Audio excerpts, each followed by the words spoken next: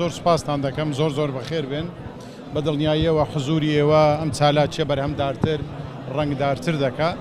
ئەمڕۆ وەکو بینیتان یادی پێنجەم ساڵەی هونەرمەندێکی گەورەی کووردە، یادی مامۆستا سابیر کوردستانیە. هاتوین لێرە لە کەرکووچی دڵی کوردستان بە هەمووان بڵێن کە سابیر کوردستانی ئایکۆنێکی گرنگی هونەری ڕەسەنی کوردیە.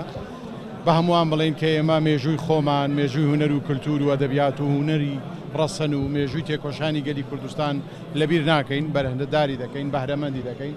هاتوون بە خانەوادەکەی بڵێن کە خانەوادەی سابیر کوردستانی و خانەوادەی تێکڕای نووسەر و هونەرمەندان و ئەدیبان و ڕۆژنامەنووسانی کوردستان خانەوادەی گرنگی نێو مێژووی بزاوی سیاسی و کولتوری کوردستانن. هاتوون بە کەرکووک بڵێن کە ئێمە لەگەڵتانین، پێکەوە دەبین، پێکەوە دەتوانین تابلۆیەکی گەورەی کوردستان، عێراقێکی باشتر، ژیانێکی باشتر، ئایندەیەکی باشتر دروست بکەین.